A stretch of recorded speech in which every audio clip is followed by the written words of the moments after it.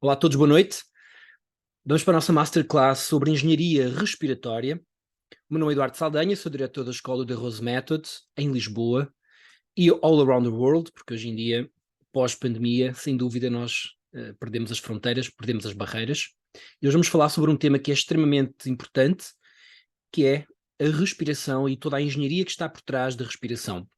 Como só temos uma hora, eu preparei as coisas fundamentais para que alguém que nunca tenha ouvido nada sobre o tema ou que tenham ouvido, mas que às vezes possa estar enganado sobre o tema, numa sessão de esclarecimento pública, é uma masterclass aberta, para servir de esclarecimento, principalmente sobre isso, esclarecimento.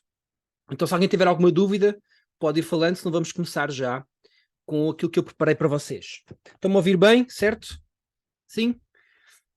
Muito bem. Eu gostava de começar esta masterclass, e se alguém tiver dúvidas pode escrever no chat ou abrir diretamente o micro. Eu estou a gravar esta master, mas depois vou parar o micro bem no final, se alguém quiser colocar alguma questão que não fique gravado para que os outros colegas vejam. Sendo assim, eu gostava de começar esta masterclass com algumas questões que eu vejo no dia-a-dia, que ocorreram connosco e que eu gostava de salientar. Vamos lá. Eu até escrevi aqui todas para ser mais fácil nós seguirmos. Muito bem, vamos lá. Estes são os principais problemas que até hoje eu tenho identificado nos vários meios onde circulo, nas várias pessoas, nos muitos alunos que nos chegam às mãos, certamente milhares desde que eu comecei a ensinar.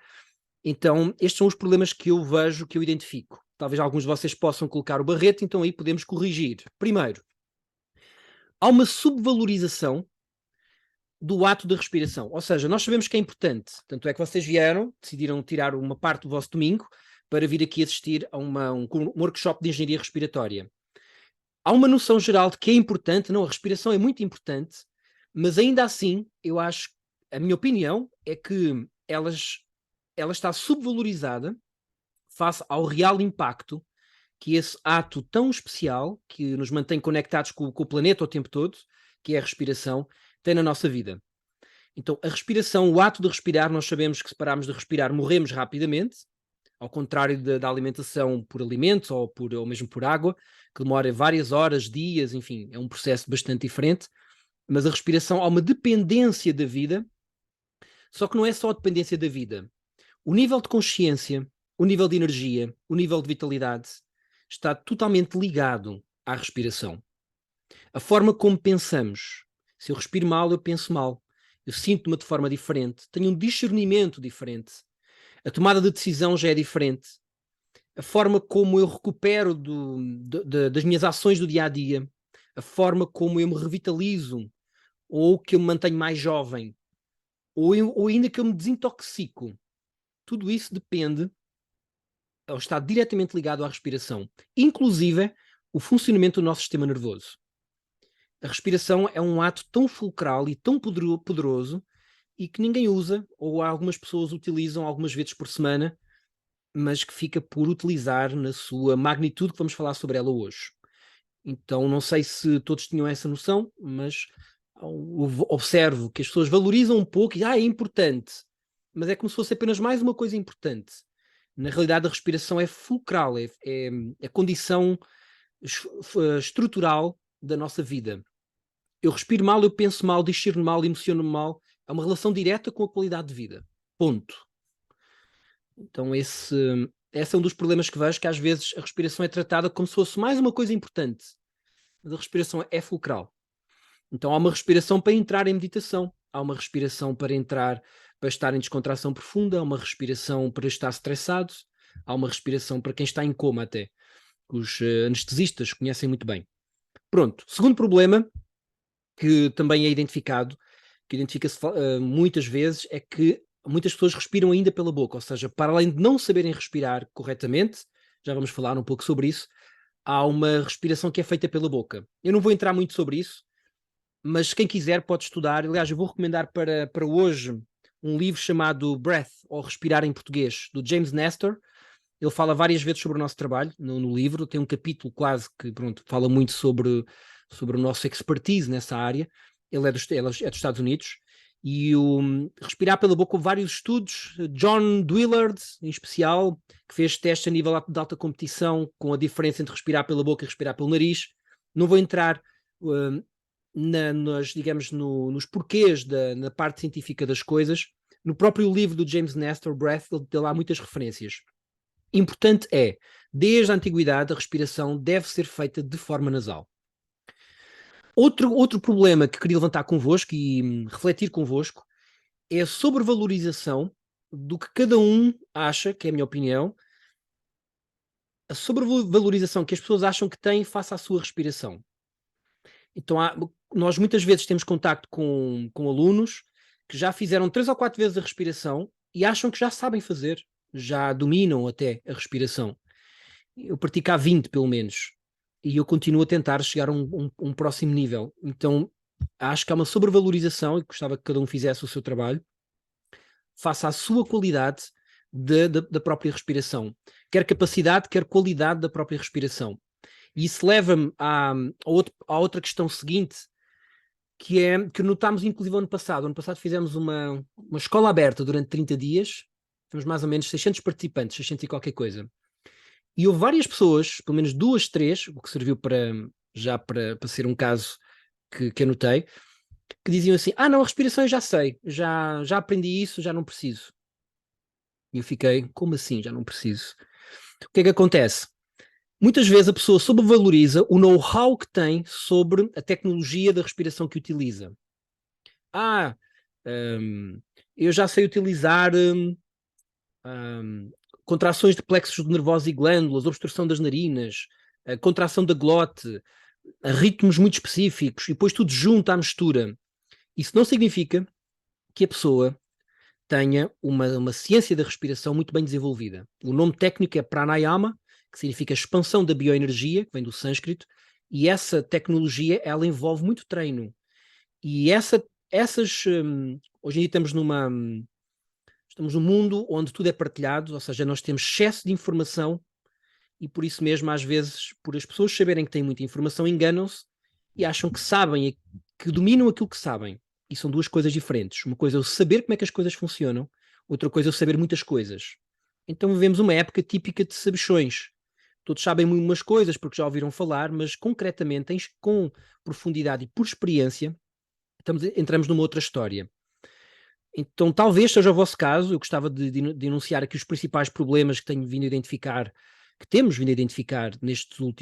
na última década, e uma delas é essa. As pessoas têm contacto com revistas, fazem aulas gratuitas de muitos métodos que envolvem respiração e acham que por conhecerem tecnologia, obstrói aqui, faz aquilo, mete aquele ritmo, que já, pronto, aquilo está sabido.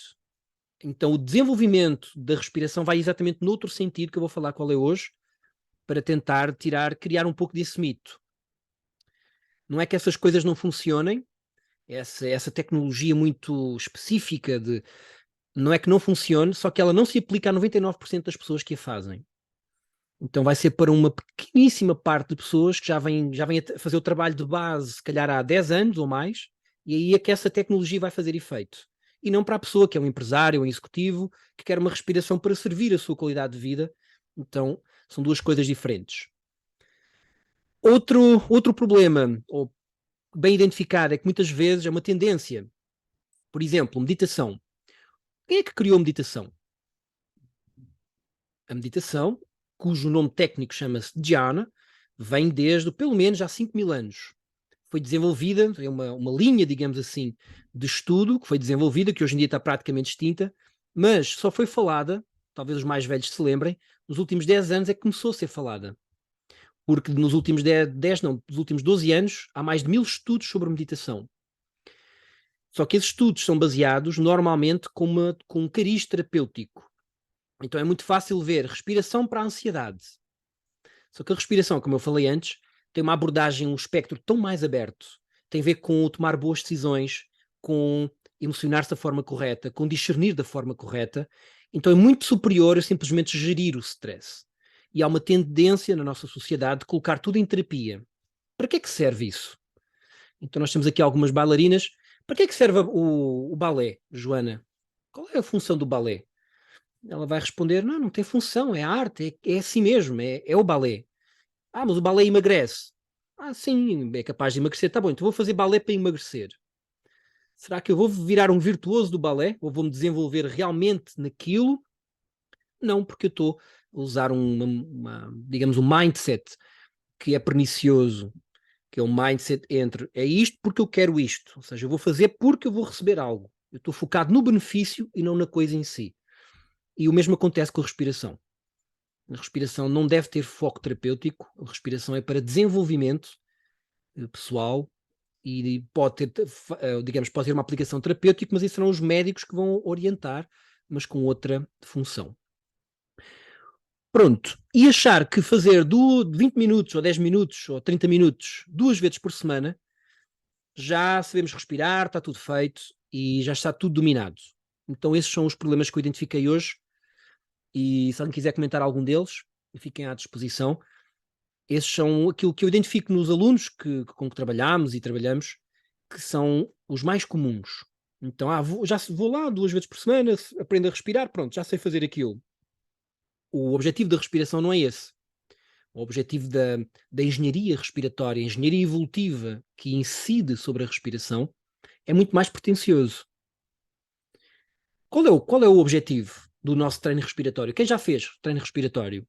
Quem fez respiratórios, pranayama, que é o nome técnico, a Isabel não sei se fez, o Márcio já fez, a Fernanda já fez, o Luís eu penso que também, a Inês não sei quem é Inês, mas os outros todos já fizeram. Tem aqui a Bruna. A Bruna não sei se fez. Os outros eu acho que todos já fizeram. Pronto, quem não fez está desculpado. Mas hoje em dia, e com a pandemia, houve muitas aulas gratuitas de tudo e mais alguma coisa, então é provável que nós tenhamos. Se a respiração tem um impacto tão grande na nossa vida, ao ponto de aquilo que pensamos, sentimos, discernimos, as decisões que tomamos, a forma como nos revitalizamos e recuperamos do nosso dia a dia, como nos desintoxicamos e a forma como o nosso sistema nervoso é serenado ou é estabilizado ou fortalecido. Tudo isso depende diretamente da respiração. Quem já viu fazer aquele teatro, quem já viu fazer aquele teatro de um estressado que respira como uma pessoa muito serena e uma pessoa muito serena que diz que está muito estressado, que é para não estar a estar a repetir. Todos já viram? Em alguma das masterclasses anteriores? A Bruna não viu. Então, nem a Sandra. Então, Fatinha, Mariana e eu aguentei mais uma vez. Aqui vai. Mais um pouco de teatro. Então, vamos imaginar uma brincadeira, mas é uma brincadeira interessante. Eu vou falar convosco, fazendo aqui um pequeno teatro, e vou dar 2 mensagens diferentes. Uma relativa à minha respiração, através da minha voz, e outra mensagem relativa à respiração e outra à voz. Ou seja, 2 mensagens que não são coerentes entre si. Então, vamos lá ver. Estou imaginando o personagem A. Vou tentar respirar aqui mais perto. Vamos lá. Não, eu estou serena, sério. Não, estou serena. Hugo, Policarpo, está tranquilo. Não, ela está lá com o ex-namorado, mas eu estou tranquilo. Eu vou só lá falar com eles. Não, sério, estou mesmo tranquilo. Estejam à vontade. Bruna, não te preocupes, eu vou lá só falar com eles, estejam calmos. Este é um tipo de comunicação, que vocês já devem ter visto em algumas circunstâncias, que é uma respiração de quem está estressado e a pessoa está a dizer que está muito calmo. Mas eu posso fazer o contrário.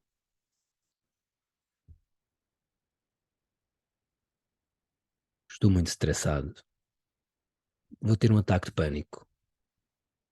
Não me consigo conter. Segurem-me. Estou mesmo muito estressado. É até um pouco hilariante. Porquê é que nós nos rimos? Porque com este nível de inspiração que eu estou a fazer, o nível de estímulo do sistema nervoso, chama-se sistema nervoso parasimpático, passa a palavra, o que significa é parte do sistema nervoso que nos renova, é tão grande que ninguém vai ter um ataque de pânico com aquela respiração. Então a respiração induz-me a cada momento a forma que eu estou a sentir, a forma como eu comunico, a forma como eu penso e como eu estou a discernir.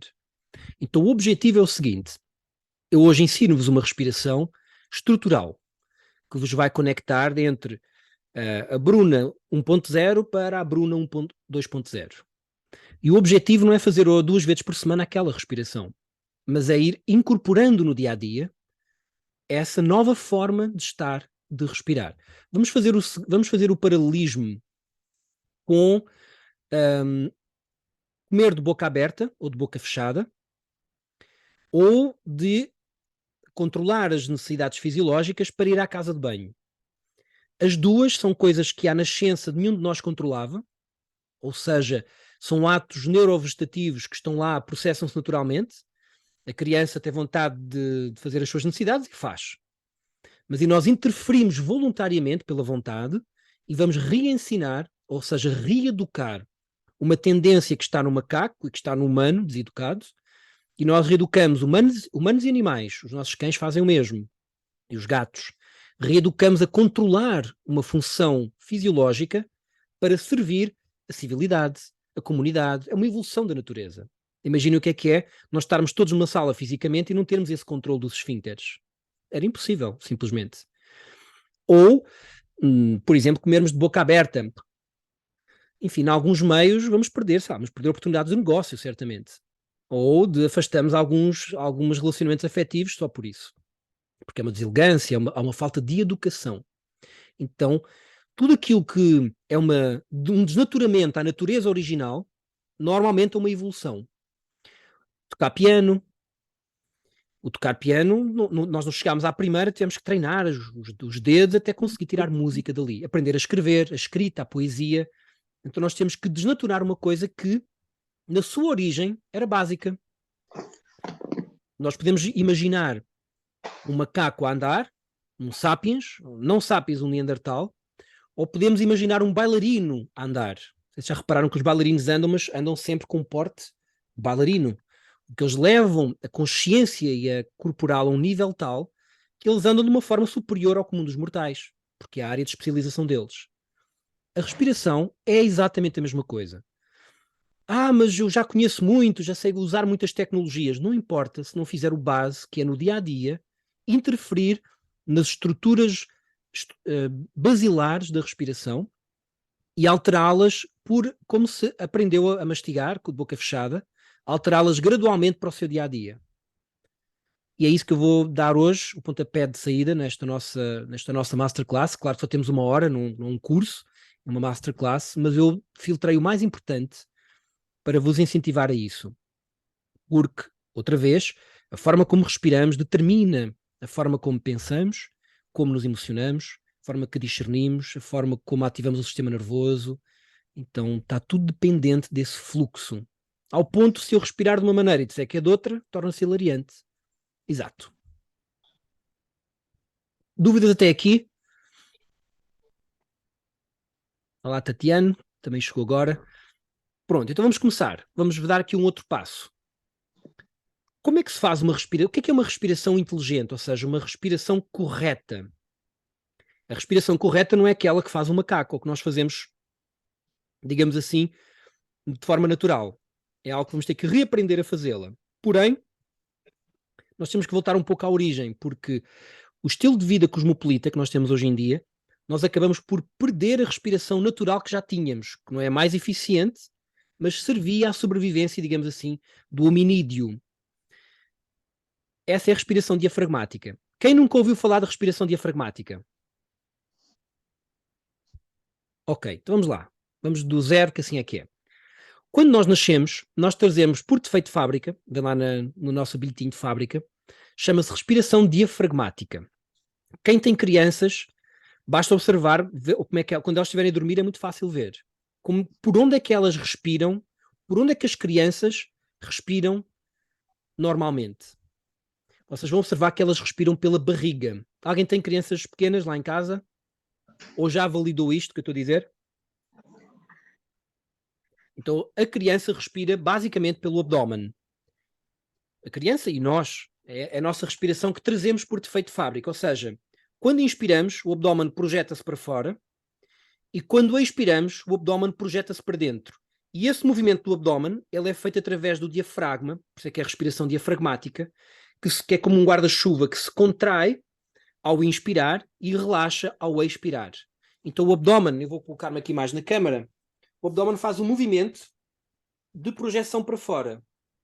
Se eu colocar aqui as mãos juntas, com os dedos juntos, ao inspirar, os dedos afastam e a barriga volta para dentro.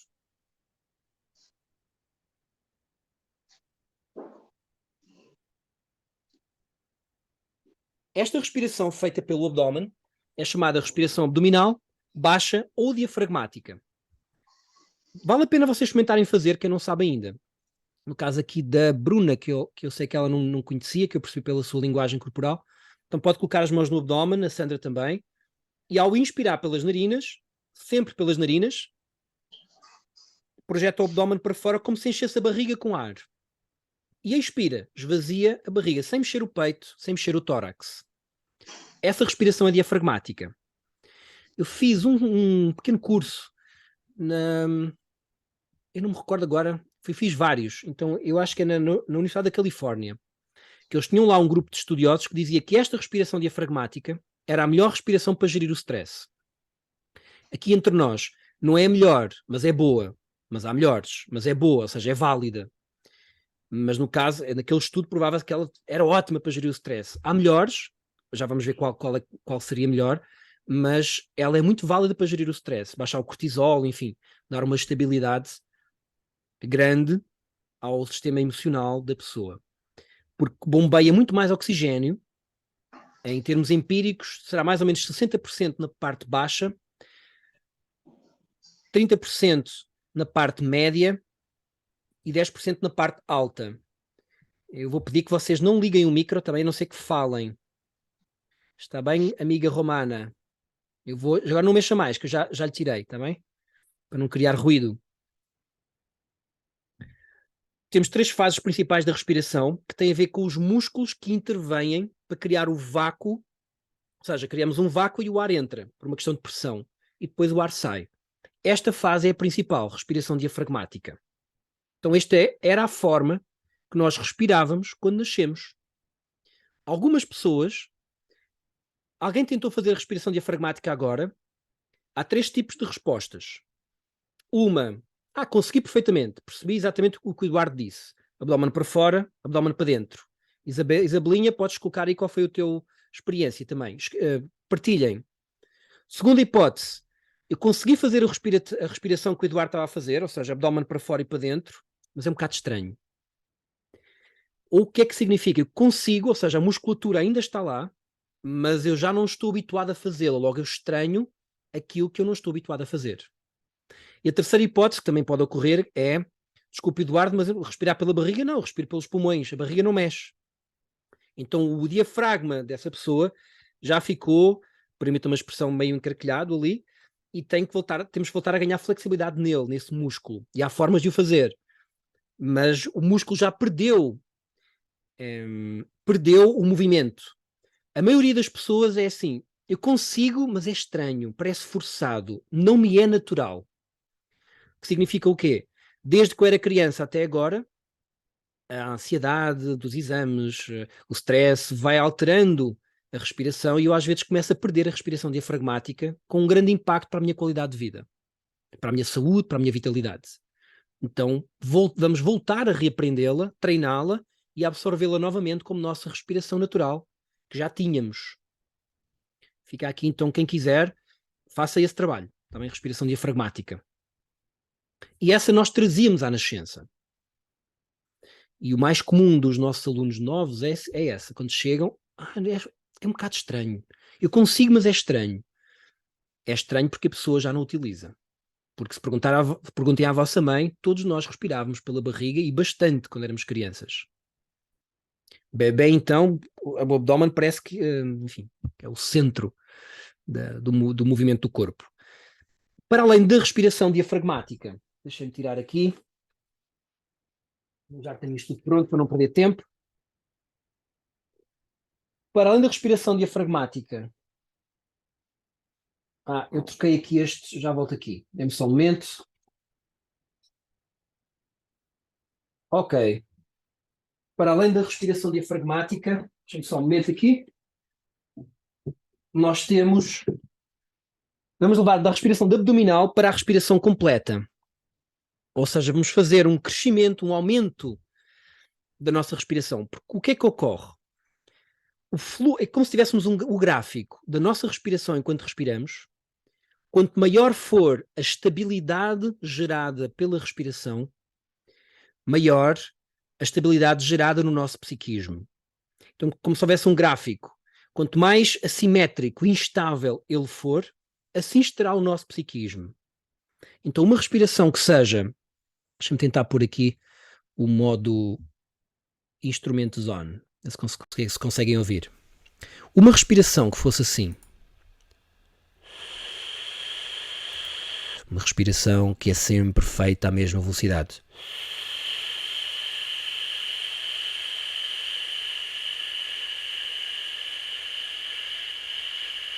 Conseguiram ouvir? Conseguiu-se ouvir? Eu fiz pela boca para ser audível, mas pelas narinas, ou seja, uma função constante, como se fosse uma máquina, um computador que definiu uma função, que é, vamos inspirar esta taxa de inspiração de ar. E ao expirar igual. Esse nível de estabilidade respiratória é um dos aspectos mais importantes, que vai gerar todo um reflexo no nosso psiquismo. Direto, é automático. Basta uma respiração e ele reage automaticamente porque vai via sistema nervoso. Para isso, é muito relevante eu aumentar a minha capacidade respiratória. Eu vou só andar aqui um pouquinho antes, que é para seguir aqui o croquis que eu tinha definido para vocês.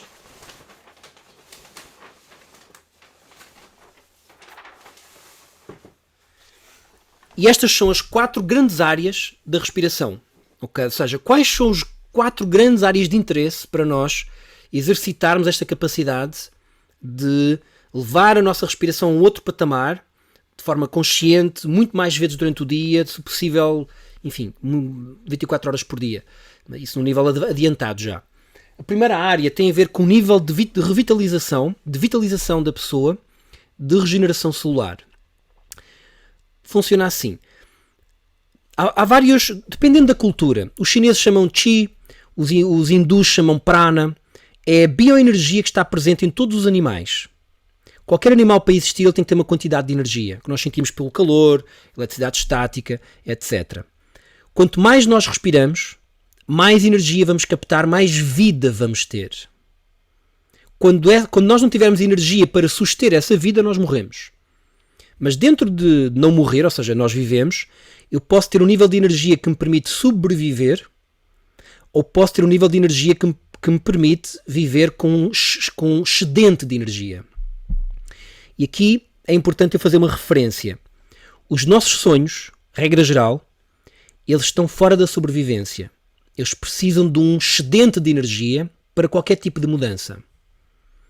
Se eu quero gerir melhor os conflitos, quero que a minha arte na dança, na escrita, na advocacia seja genial, eu preciso de colocar um extra de energia vital naquilo que eu estou a fazer, que depois se manifesta por via intelectual, por via de comunicação com os outros, por via do corpo, do movimento do corpo, e, enfim, ou de tudo junto. Esse incremento de energia ele é condição necessária para a nossa realização. Será que isto é intuitivo? Quando nós estamos doentes, o que é que acontece à nossa criatividade, à nossa capacidade de orientação no espaço? Às vezes, quando estamos doentes, esbarramos nas coisas até. Porque a pessoa fica mais torpe, porque a energia está toda canalizada na doença por uma questão de sobrevivência. Então, o primeiro ponto da respiração tem a ver com saúde plena. E saúde não tem a ver com terapia. Tem a ver com o aumento da minha energia vital. Olhos, sangue, pele, com muito mais garra. Com muito mais... Esta expressão não tem conotação sexual, mas pode ter. Mas na conotação geral da vida, com muito mais tesão pela vida. Esse é o primeiro ponto. O segundo ponto, que é extremamente relevante, é que através do controle dos ritmos da respiração, eu obtenho de forma direta o controle das minhas emoções e das minhas ações. Vamos voltar um pouco para trás.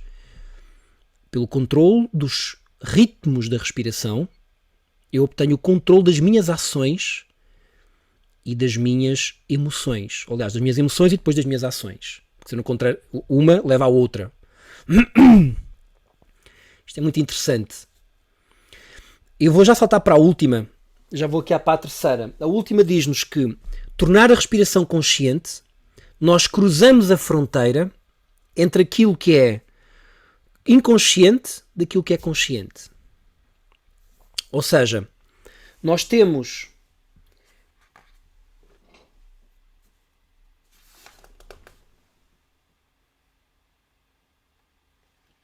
vamos dar aqui uma tirar aqui isto só para explicar melhor aqui.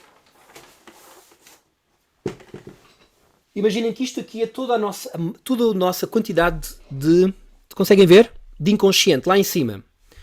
O nosso inconsciente é uma coisa gigante, está lá, nós reagimos assim, temos medo do escuro porque temos, a própria criança já acabada de sair do feto, aliás existem alguns vídeos no YouTube sobre isso, se lhe puserem uma proveta, o bebê está dentro da barriga da mãe, já agarra a proveta e ele pode ser levantado só por aquilo. Ou seja, se vem no nosso ADN, são parametrizações que vêm desde sempre e depois nós reescrevemos por cima com a nossa cultura. É por isso que muitas vezes é difícil mudar, porque a nossa parte consciente é muito pequena. Eu conscientemente quero mudar, mas depois tenho todo um lastro inconsciente que me condiciona a cometer sempre os mesmos erros. O cruzar desta fronteira, a respiração dá-nos essa faculdade. Como a respiração é um ato neurovegetativo, é automático. O facto de eu tornar esse ato automático num ato consciente, ele ajuda-me a cruzar essa fronteira entre aquilo que não tenho acesso, que está no inconsciente, e aquilo que está no meu neocórtex e que é consciente. E vai ser muito mais fácil eu começar a perceber as minhas próprias causas, as minhas características, olhar para mim com uma forma muito mais vasta. E isso é interessante porque, em termos de autoconhecimento, é muito revelador. E, na parte, para terminar esta parte, e na parte da alteração da profundidade da respiração, ou seja, 4 coisas. Uma é a revitalização, outra é o controlo das minhas emoções, através do controlo dos ritmos da respiração. Ao eu aumentar, a mudar a profundidade da minha respiração, ou seja, quanto mais profundo eu conseguir tornar a minha respiração, mais definido vai ser o meu estado de consciência. Ou seja, eu altero a respiração para um lado, estou quase a dormir, perco a consciência. Eu posso alterar para o outro, eu fico hiper acordado. Super acordado ou hiper acordado. E é aí que nós queremos. É um estado de consciência com cada vez mais informação, mais atenção, que é dado pelo aumento da profundidade da respiração. São coisas diferentes. O ritmo é uma coisa, a profundidade é outra. Já vamos ver isso.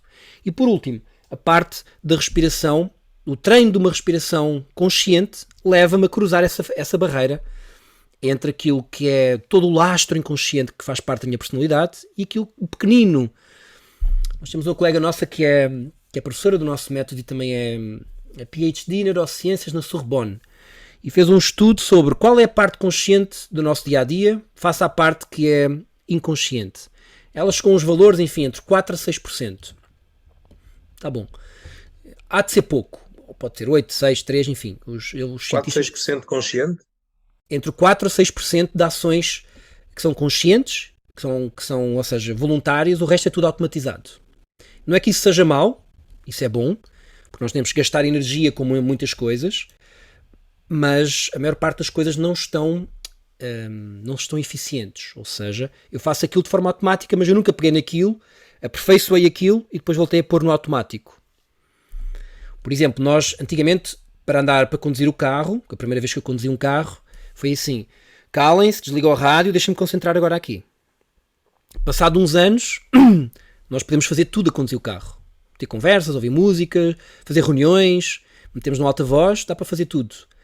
Porque aquela aptidão foi aperfeiçoada e depois voltou para o automatismo. Perfeito. Nós queremos fazer o mesmo com a respiração. Queremos pegar na respiração que está igual ao macaco, ou seja, tanto faz, está para ali, acontece, sobrevivo. Quero aumentar o espectro dela, dar-lhe muito mais espectros, vamos falar nas características dela, uma respiração que seja inteligente para a minha vida e quero colocá-la como automatismo, mas naquele formato mais aperfeiçoado. E é isso, esse é o nosso objetivo. Então estas são as 4 grandes atividades, digamos assim, áreas distintas que a respiração interfere e são áreas estruturais da nossa vida. Pronto, vamos lá. Terceiro.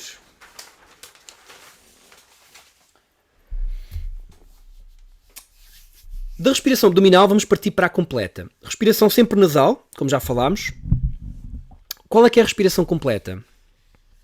Nós temos aulas para explicar isto com detalhe, está bem? Para explicar e treinar. As aulas é para nós treinarmos, para depois de sair da aula irmos aplicar o nosso trabalho.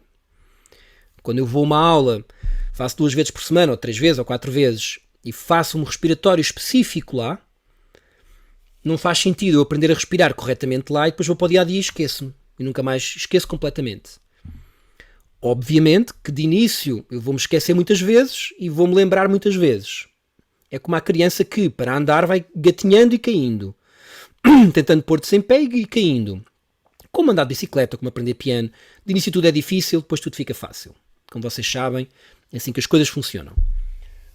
Pronto, então vamos lá. Respiração completa. Consiste em respirar pela parte diafragmática, mas depois encher todo o tórax. Tórax médio, que é feito pelos músculos intercostais. Os músculos intercostais expandem o tórax para os lados e para a frente. E os músculos aqui nos subclaviculares é para cima, que é a parte alta. Então, parte baixa é o abdômen, parte média é os intercostais, a parte alta é subclavicular. Quando juntamos as três, é usar todos os músculos para a máxima captação de ar. E essa é um dos parâmetros mais importantes. Nós vamos definir 3 parâmetros para vocês, para simplificar e para ser bastante assertivo, que são 3 parâmetros que definem a qualidade da respiração. Primeiro, o nível em que ela é completa. O que é a respiração completa? É a respiração máxima, que utiliza as 3 áreas da respiração bem expandidas. E devo dizer que aquilo que é a vossa respiração hoje, com treino, ela se calhar é 80% da vossa respiração daqui a uma semana. Porque os músculos respiratórios vão-se treinando e é muito comum, quem nunca fez treino respiratório, ter dores musculares nos músculos da respiração, porque a pessoa não está habituada, aí dói os músculos como quando vai ao ginásio. Faz parte, porque são músculos, obedecem às regras dos músculos. Então exercitou, estavam meio encaracolhados, não estavam trabalhados, trabalhou, se gerou um pouquinho de ácido lático, já vai ter aquela dor muscular. Essa musculatura deve ser trabalhada para irmos aumentando a nossa capacidade respiratória. Essa é a respiração completa. O segundo parâmetro é a respiração consciente. Respiração consciente é aquela respiração que há pouquinho falei e que é o aspecto, se tivéssemos que escolher é o aspecto mais importante. É a estabilidade gerada. Porque quando eu estou a levar a consciência para a respiração, vou torná-la estável. É inevitável. É a estabilidade respiratória. Esse é o segundo parâmetro extremamente importante. Com estes 2 parâmetros, nós temos a base que ensinamos nas nossas aulas de nível 1, as primeiras aulas. E que algumas colegas vossos às vezes dizem: mas isso eu já domino, já sei muitas tecnologias. Pois é, só que poucas pessoas dominam estas 2 características. Então eu vou pedir agora a quem está nesta palestra que aplique estas 2 características entre agora e o final desta masterclass. Só faltam 20 minutos. Aplique agora, enquanto me está a ouvir como treino. Significa respiração diafragmática. Quem é a primeira vez tem desculpa para se atrapalhar um pouco. Como é que é? Abdômen e tal? É normal. Mas é intuitiva. Basta ir colocando o ar para dentro, começando pela parte de baixo, ele vai enchendo naturalmente. Abdômen e tórax médio, tórax alto. Até ficar 110% com os pulmões cheios. É como se quisesse, cada vez que inspira, encher com mais ar do que a última inspiração. Primeiro parâmetro. Segundo parâmetro, estabilidade. Estabilidade. Um nível constante, estável, para que o nosso psiquismo atue e reaja a essa estabilidade.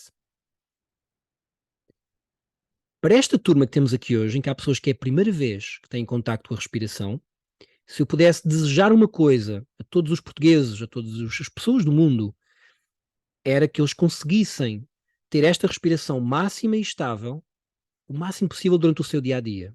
Não precisa de mais tecnologia. Só isso é que vai gerar a diferença. Porque no dia-a-dia eu estou a caminhar, no dia-a-dia estou a trabalhar, eu não vou poder ter outras coisas. Ou estou a trabalhar ou estou concentrado em pôr tecnologia na respiração.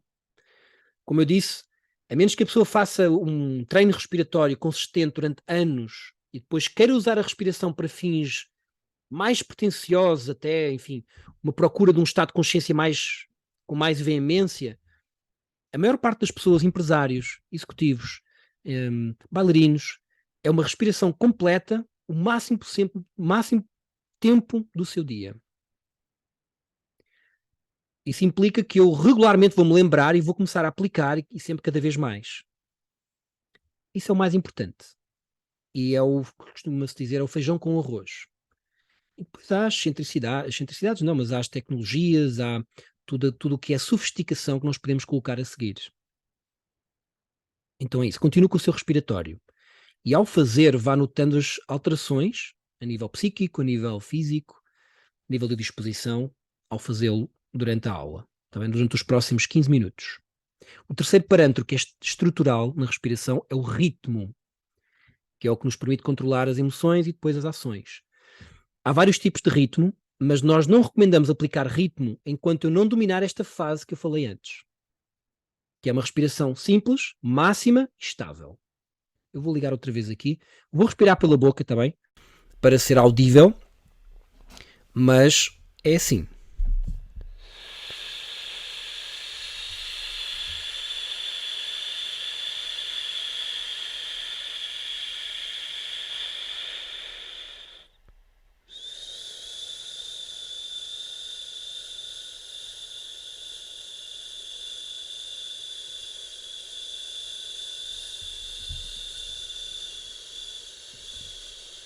Consciência máxima respiratória.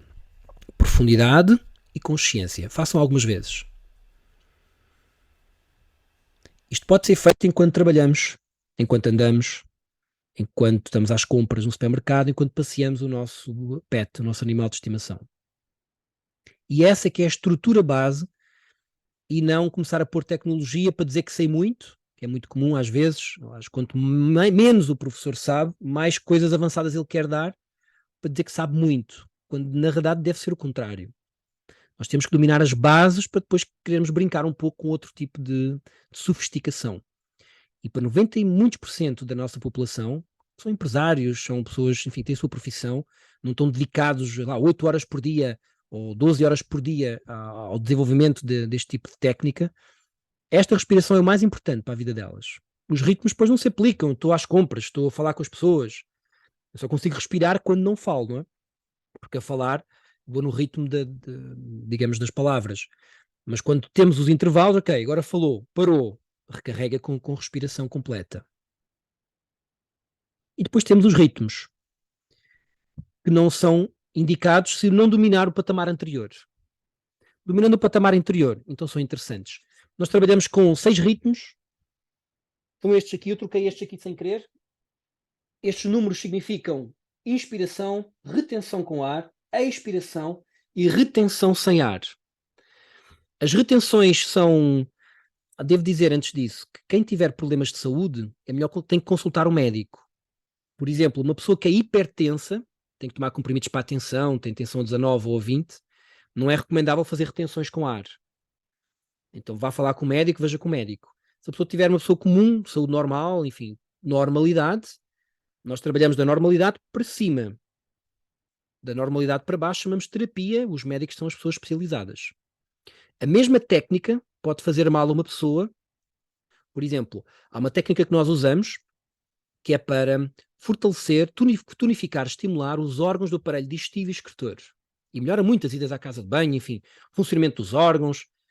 Mas, se a pessoa tiver um problema de saúde, aquilo pode ser até fatal. Se tiver uma hérnia do hiato, aquele movimento pode, enfim, estrangular a hérnia, a pessoa vai para o hospital e, quem sabe, até pode morrer. A terapia tem uma abordagem que tem os técnicos especializados para a terapia. Chamam-se médicos, enfim, psicólogos, psiquiatras, etc. Dentro da normalidade, para cima, isso é a área de quem trabalha alta performance, o desenvolvimento, aí é a nossa área. Aí somos especialistas, sim. A meditação é uma das áreas, respiratórios, a parte da reprogramação emocional, são tecnologias que vêm desde a antiguidade, muitas vezes reinterpretadas pela ciência. O caso da técnica de Kegel. A técnica de Kegel também tem os mesmos 5.000 anos, pelo menos. Chama-se Mula Bandha no original, que é aquela contração dos esfínteres. A ginástica hipopressora é o Dhyana Bandha. Ou seja, há muitas coisas que depois são reinventadas, porque a ciência tem que dar um nome científico, mas que são tecnologias muito antigas e bem treinadas e bem conhecidas, com milhares de anos de garantia, inclusive. Por isso é que é importante termos estes ritmos e não fugir deles, porque estes ritmos dão-nos segurança. Este trabalho é empírico, mas qual é a grande vantagem do trabalho empírico? É baseado na experiência. Qual é o grande risco? Eu não posso aventurar fora daquilo que já é conhecido, porque aí estou por conta própria. Então, nestes ritmos pode fazer à vontade, nós fazemos diariamente. Então, inspiração, retém, expira e fica sem ar. Este ritmo que é 1, ele é muito conhecido, normalmente é ensinado nas revistas, que é o ritmo quadrado. Inspiro num tempo, retenho ao mesmo tempo, expiro nesse tempo e retenho sem ar ao mesmo tempo. É um ritmo simples, muito bem tolerado por iniciantes e por leigos, mas eu voltaria atrás, que é enquanto eu não treinar bem a amplitude e a estabilidade da respiração, o ritmo vai ser como eu querer criar fazer uma casa a começar pelas janelas. Não funciona tão bem. Eu vou deixar para as perguntas, só temos mais de 9 minutos. Alguém fez aqui uma pergunta. Há tanta coisa para falar sobre isto, mas só temos aqui 1 hora. Alguma posição mais aconselhada para praticar a respiração, por exemplo, deitado ou sentado? Boa pergunta. Depende do objetivo. Nós temos que respirar para viver. Então, para respirar, qualquer posição é válida. Então, para fazer respiratórios mais avançados ou com mais sofisticações, o ideal é sentado. Mas para aplicar aquela respiração completa, consciente, a andar, qualquer posição é válida. Para treinar os músculos respiratórios, às vezes nós fazemos sentados. Fazemos deitados. Então todas são válidas. Pode escolher a mais confortável para si. Tenha cuidado que se estiver sentada, quando se levantar pode ficar tonto. A tontura gerada pela respiração, ela é gerada porque o nosso cérebro não está habituado àquela quantidade de oxigênio. Logo, quando leva leva ali um boost de oxigênio, dá tipo uma ideia de tontura, que não tem nada a ver com as outras tonturas, é apenas uma adaptação àquele nível de oxigênio. Daí a algum tempo você já não consegue sentir tontura. O cérebro adapta-se a gerir aquela quantidade de oxigênio. Ou seja, tem energia disponível, já consegue aplicar essa energia noutras coisas. É aquele superávit de energia que a respiração nos dá. Mais perguntas? Ou curiosidades? Nós podemos avançar com muitas coisas mais.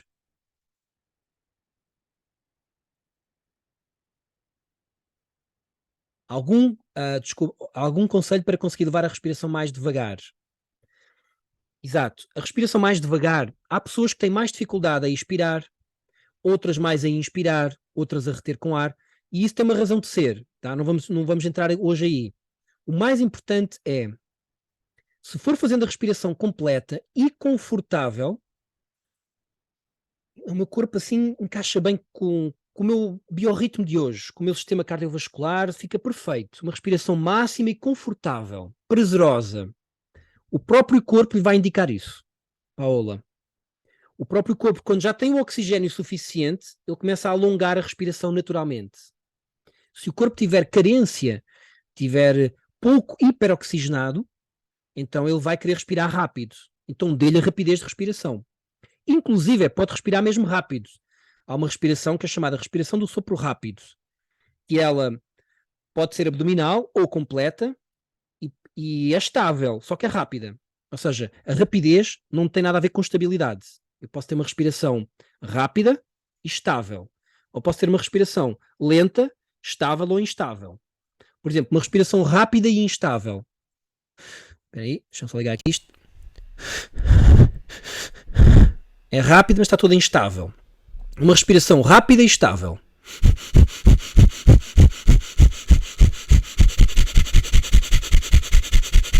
Eu estou a bombear oxigênio, porque o meu corpo precisa de oxigênio, eu estou-lhe a dar mais oxigênio. Se for o caso, se o corpo precisa de oxigênio, o coração vai pedir respirações mais rápidas, e nós conseguimos até, hoje a aula é curta para isso, mas nós conseguimos gerir o batimento cardíaco, isso é descrito até com vários estudos científicos já, até chegar quase a parecer que o coração está morto, a bater 0%, através da respiração. Ou seja, para isso nós temos que ir primeiro dar o oxigênio que o coração quer e depois alongando as proporções da respiração para que ele vá batendo mais lento. Mas, ou seja, respondendo à sua pergunta sinta o seu corpo. Se ele quer respirar rápido, respire rápido, mas respire completo e tentando estabilizar a respiração. E ele próprio lhe vai dar ele vai alongar quando tiver que alongar, tá bom? E depois, claro, fazer algumas aulas vai ajudar sempre, tá bem? Para fazer a respiração completa, diz aqui a Bruna, começamos por encher o diafragma, depois a zona média e por fim a zona alta. Para expirar, a qual é a mesma ordem? Nós recomendamos que seja de forma inversa, como quando enchemos um copo com água. O copo enche na parte baixa, depois na parte média, depois na parte alta. E ao inspirar de forma inversa, parte alta, parte média e finalmente recolhe o abdômen para dentro. Para expirar tudo mesmo. Tentar chegar a 0% com ar. É hipotético, porque nós nunca conseguimos expirar tudo, mas tentamos. A questão é essa. Nós tentamos ficar a 0. 2 parâmetros. Mais perguntas. Eu acho que esta masterclass não é para colocar sofisticações variadas que depois vocês não vão usar. Poucos aqui usariam. E os que usariam têm outro tipo de aulas, porque já são nossos alunos, estão noutro tipo de curso, com mais profundidade. Então, honestidade também é assim. Respiração completa, estável. No vosso dia-a-dia, eu gostava que vocês fizessem 3 respirações assim. Altamente profunda e estável à mesma velocidade e me digam que alguma coisa não está diferente. Que o psiquismo não ficou mais sereno, estável. E claro, se vocês repetirem isso por meia hora, enfim, quando sempre que se lembrarem voltam ao mesmo registro, vai liberar muita energia. Muita energia, vitalidade, num primeiro momento. Vamos começar a conhecer as fronteiras entre o consciente e o inconsciente e vai nos dar gradualmente essa capacidade de começar a gerir as nossas emoções e as nossas ações. Aí temos que pôr um pouquinho de ritmo. Mas primeiro, a respiração máxima e estável. É muito comum o iniciante querer saltar etapas. E já colocamos compressões de plexos e glândulas da tiroide, e depois obstruir a narina, e depois a contração da glote, e depois projeta um som, e depois ninguém faz nada com aquilo. O que eu vejo, honestamente, é assim. A base é que importa. Mesmo praticantes adiantados, está aqui a Mariana hoje, está aqui o Nuno, nós usamos, sim, as contrações, mas o que importa são os 3 parâmetros. Ritmo, profundidade e consciência. Elevados a um nível extremo. Eu posso fazer uma respiração a cada 10 segundos ou a cada 20 segundos, que é a média das pessoas. 10, 20 segundos. Ou posso fazer uma respiração a cada minuto. Ou a cada 4 minutos.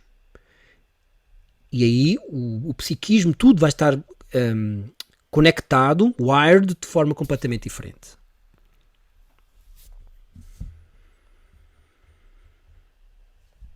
Esta masterclass era para vos incentivar a levar esta tecnologia simples para o dia-a-dia, porque ela é uma ciência exata, a respiração.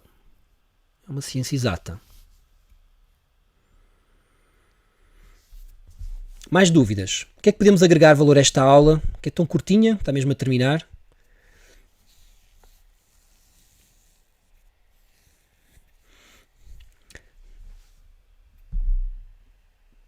Na inspiração, eu ativo a parte do sistema nervoso que me dá energia. Se vocês repararem... está aí o David também. Quando eu inspiro, posso dizer assim, Hugo Policarpo, estás bom? Hoje estás inspirado. O que é que significa? Eu dizer que o Hugo está inspirado. Será que ele inspirou muito ar? É que está conectado, porque a inspiração ativa a parte do nosso sistema nervoso, chamado simpático, porque reage por simpatia, que nos faz trabalhar, que nos inspira, que nos dá entusiasmo. Ou seja, é a parte do sistema nervoso que reage por luta, fuga, fazer, enfim, é da ação. A expiração atua pela inversa. Uma é o dia, o outro é a noite, se quiserem, em termos hipotéticos. Então a expiração é aquilo que nos renova, que nos descontrai. Exemplo, o estressado, a pessoa que está estressada, ela tem dificuldades em expirar. Se fizéssemos aqui um gráfico de alguém que estivesse estressado, teria que ser Ele vai fazer assim. A minha formação base foi de economia, finanças. Eu gosto dos gráficos, mas é engraçado. Então ele vai inspirar e depois não inspira tudo, inspira muito pouco, fica com muito ar nos pulmões e vai ficar aqui, ó. Ele tem dificuldade em expirar tudo, que é esta expiração longa que vai dar o estímulo à parte do sistema nervoso que nos renova. Então naquele exemplo, naquele teatro que eu fiz há pouco, o que é que eu fiz? Eu inspirei fundo e agora faço uma expiração lenta e longa que vai ativar essa parte do sistema nervoso, a voz fica um pouco mais grave e eu não posso dizer que estou estressado, desde que a expiração vá sendo cadenciada e longa. Porque a expiração longa significa que a pessoa está-se a renovar bastante bem, não está, que é o oposto de estar estressado. Então o estressado vai ter este padrão que nós, às vezes o aluno chega na primeira aula, só de olhar nós já notamos, pronto, ali tem problema de stress, porque ele tem problemas em inspirar. O registro da respiração da pessoa vem com dificuldade em inspirar. O que é que eu posso fazer? A mesma coisa, treino a respiração máxima e estável. Expira tudo e inspira tudo, de forma máxima e estável. E isso vai começar a alterar no momento em que começar a aplicar. A Maria Teresa Guimarães disse: a dificuldade dos asmáticos é precisamente a dificuldade em expirar. Exato. Aí tem que usar a bomba para alargar para conseguir. Aí os asmáticos é por uma outra razão, mas deve gerar ansiedade, imagine. A dificuldade em expirar deve dar uma aflição bastante grande. Deve dar alguma aflição. Confunde-se com a ansiedade, exato. Exato. A retenção com ar e a retenção sem ar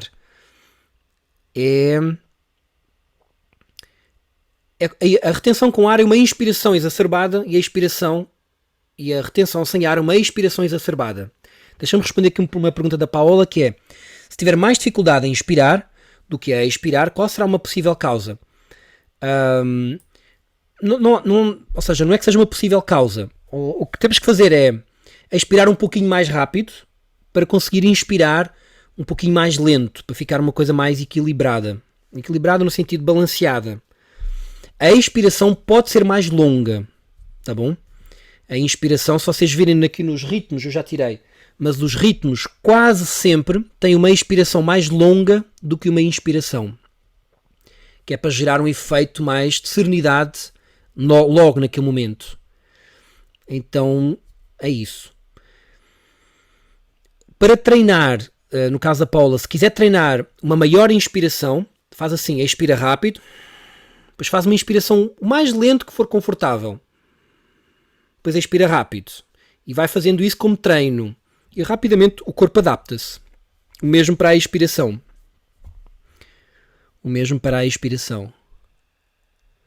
Depois as retenções com ar e as retenções sem ar são a inspiração e a expiração respectivamente, mas exacerbadas. Nós podemos fazer uma respiração para ganhar flexibilidade, ou seja, aquela respiração que gera mais descontração muscular, e nós ganhamos flexibilidade mais rápido.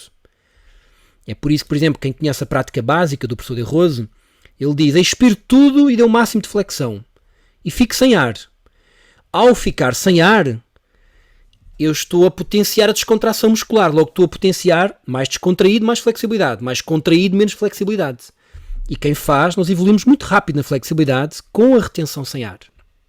Mas claro, tudo isto tem parâmetros, está bem? Convém fazer ou com uma prática já gravada, que induz tudo, ou então com um professor que saiba. Nomeadamente, não se deve fazer respiratórios de privação de oxigênio sem antes ter feito respiratórios de incremento de oxigênio.